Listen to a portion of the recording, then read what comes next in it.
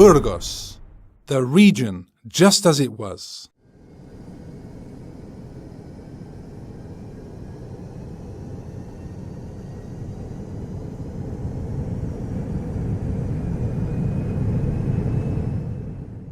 Episode 3: Autumn.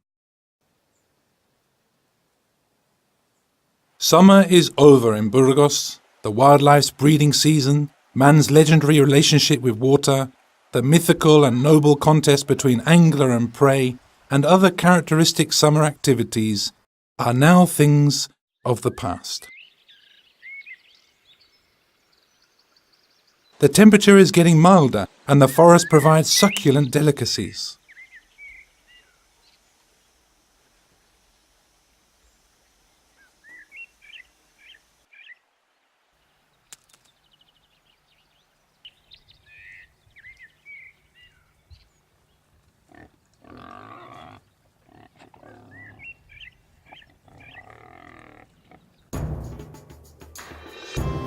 The countryside also follows its natural cycle, and at the beginning of autumn, it offers fruitage that is eagerly awaited by local inhabitants.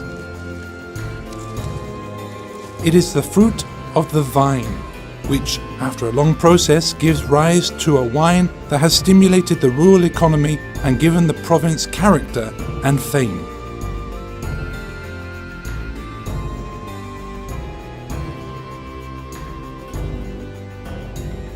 The cultivation practices and basic production methods are the same as the ones employed in Roman times 2,000 years ago, and which have been preserved through the different historical periods. There are even ecological vineyards which improve the soil's natural fertility and increase biodiversity.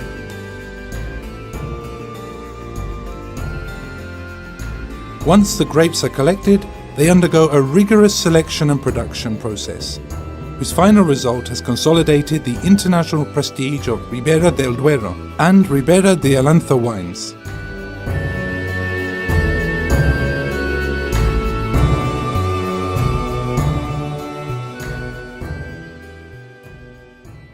While the wine silently ages in the barrels, in the countryside there is neither peace nor quiet.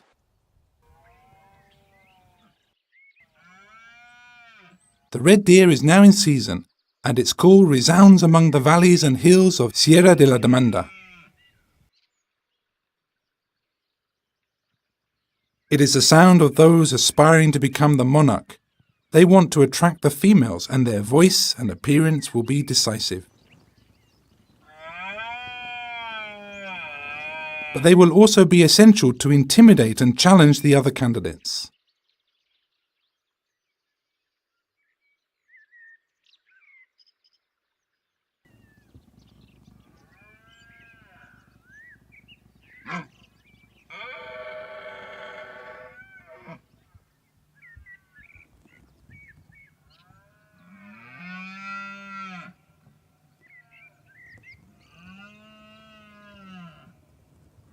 Blind with passion and thirsty for supremacy, the big males become so ardent that they lose up to a fifth of their weight during this time.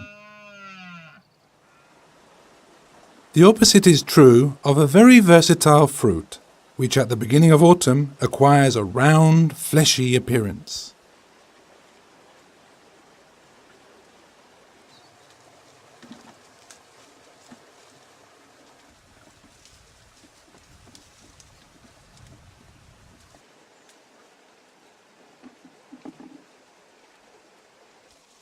The cultivation and collection of Reineta apples is practically the same as 7 centuries ago in Burgos, in small orchards without the use of weed killers or chemical fertilizers, and taken directly from the apple tree to the shop.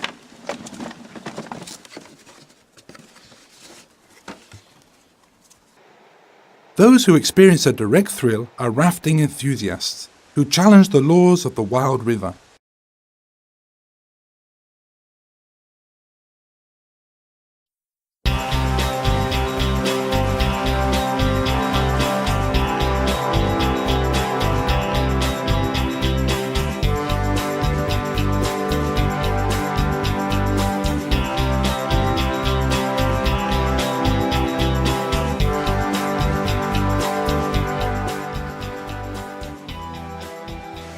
Impassive onlookers, the riverside trees seem to listen to the language of the wind as it speaks to them, and some animals also understand it. Changes are being announced, and cold-blooded creatures have to accumulate reserves to hibernate through the first frosts that are fast approaching. The grass snake is always on the lookout for prey. The viperine snake is more patient. It does not search, it waits.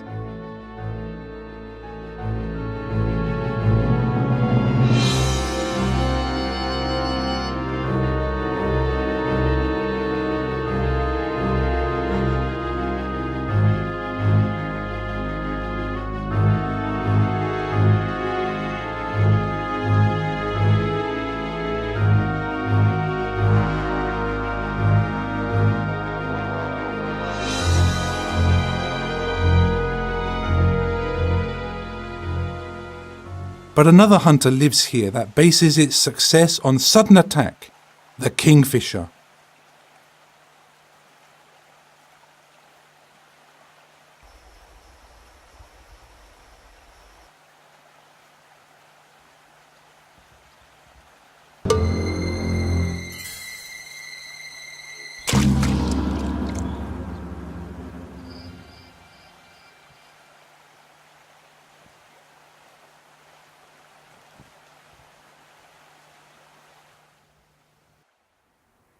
In a much slower way, thanks to the wind, man also can fly.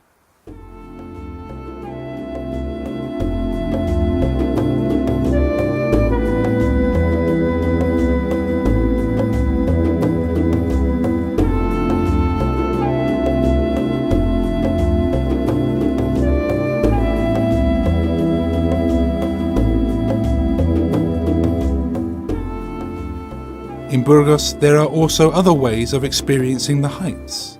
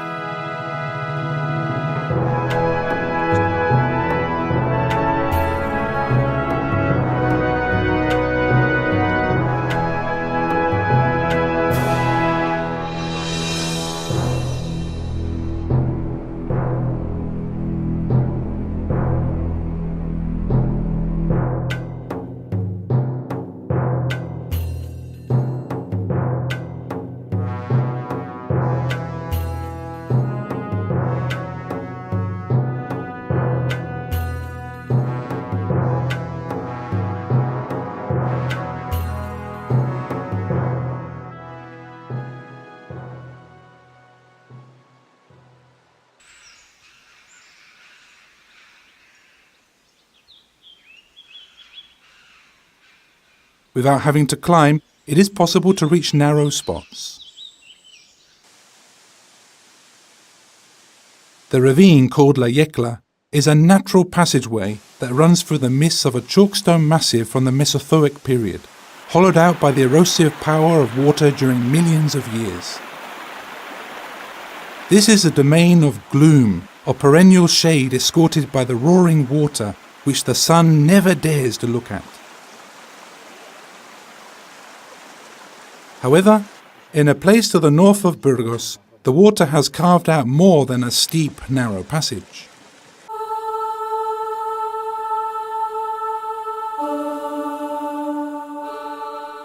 More than 100 kilometers of underground galleries and caves make up the karstic complex of Ojo Guareña, considered one of the largest in all the world.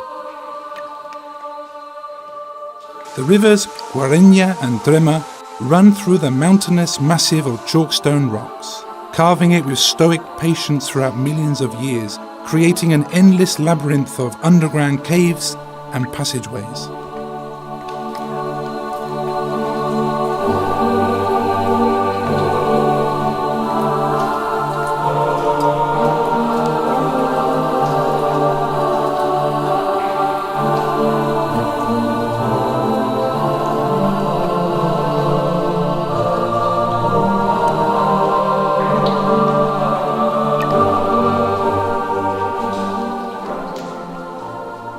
Man has left his mark on this network of caverns and galleries, reflecting the passing of different historical periods, some of whose remains have been undisturbed for 70,000 years.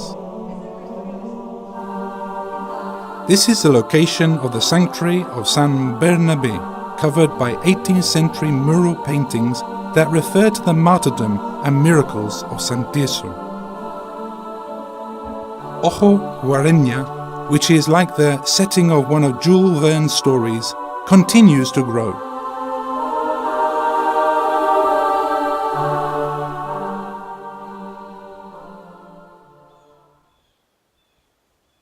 Autumn also continues to advance, and colour pays tribute to it.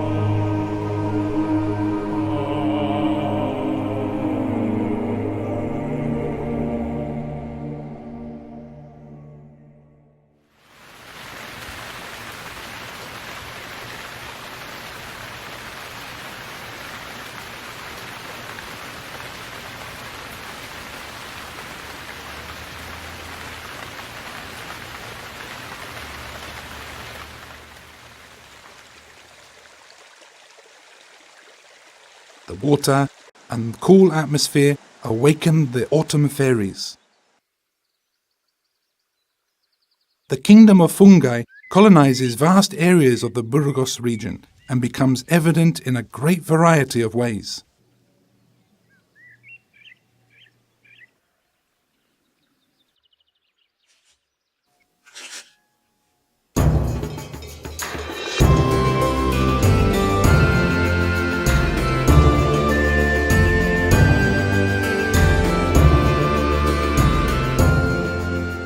Much of its fruitage is edible, and for decades it has become another example of sustainable exploitation.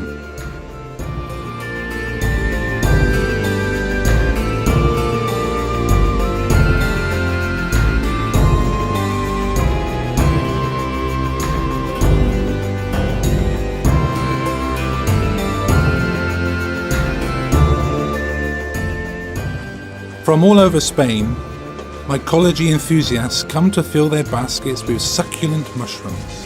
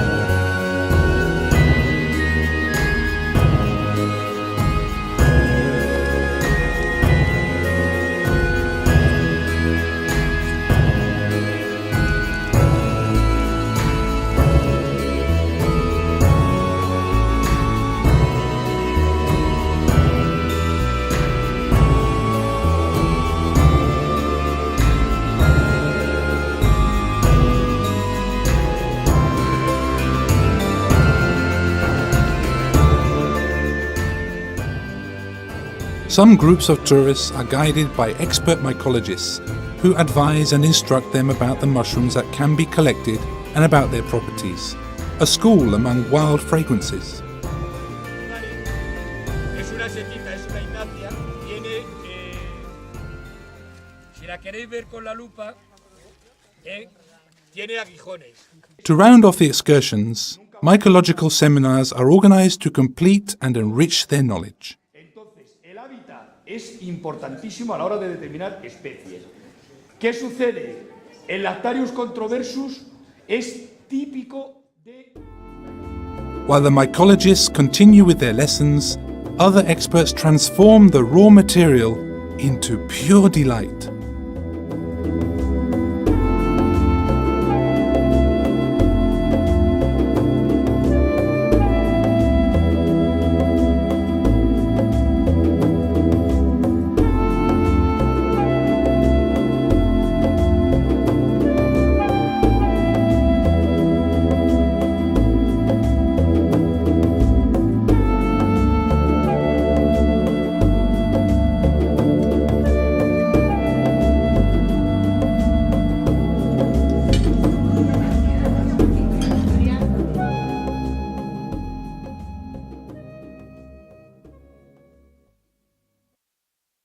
With the same objective, but under very different conditions, 30,000 years ago, a being was also looking for food among the undergrowth.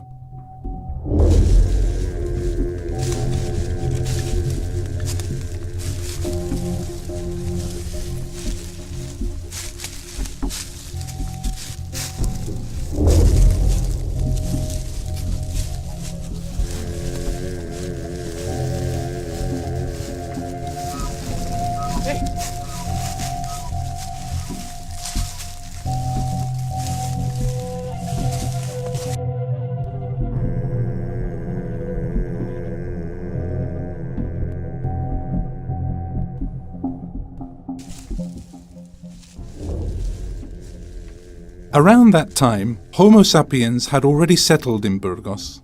He had an advanced social organization, used sophisticated weapons, made garments, and employed a fairly elaborate language. In that period, culture began to become meaningful. However, man was still a hunter and a gatherer then.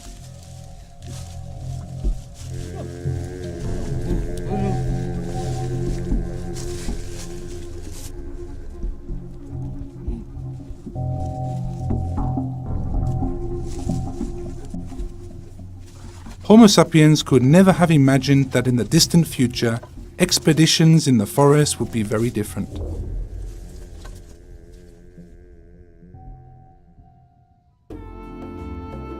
Many millennia later, man visits the forest to enjoy its charms, its attractions, surrendering to its spell, which in this season seems stronger than ever.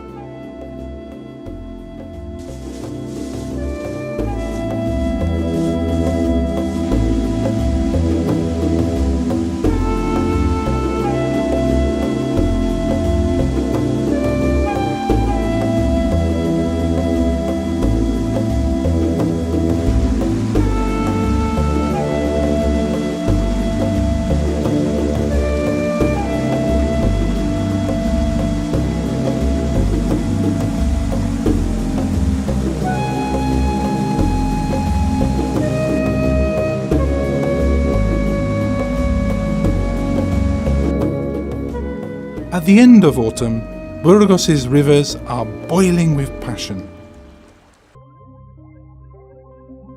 It is the time of the well-known trout frenzy in which these fish begin their reproduction. Mature specimens swim to the river's headwaters, looking for areas with gravel riverbeds to lay their eggs. The males take up a position near the nests, waiting for the female to lay her eggs.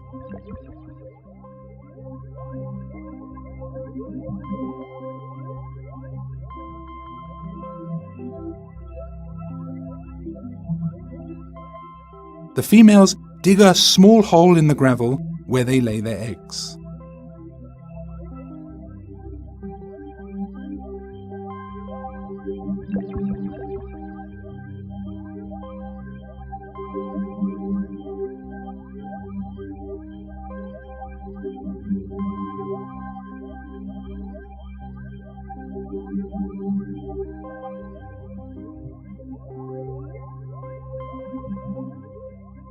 this one has already done so, and several males are keeping a close watch. The dominant one tries to keep the other suitors away.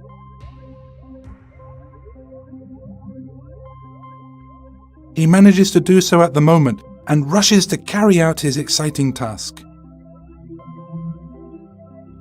The big male, absorbed in his ejaculation activity, doesn't realize that two precocious young fish are joining the action.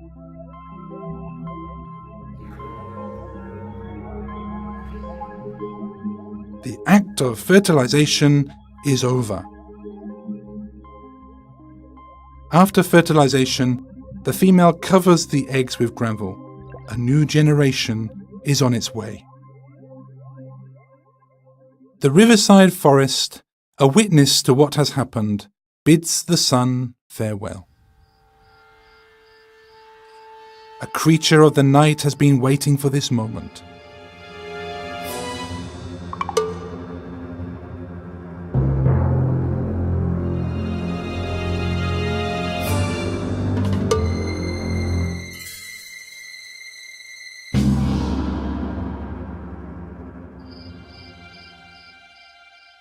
The eagle owl also accumulates reserves because winter is coming.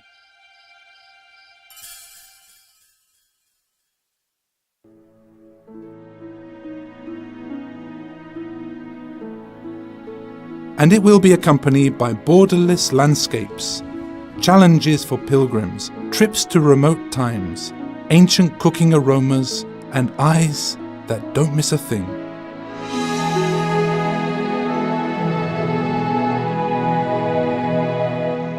All this and a lot more in our next and final episode.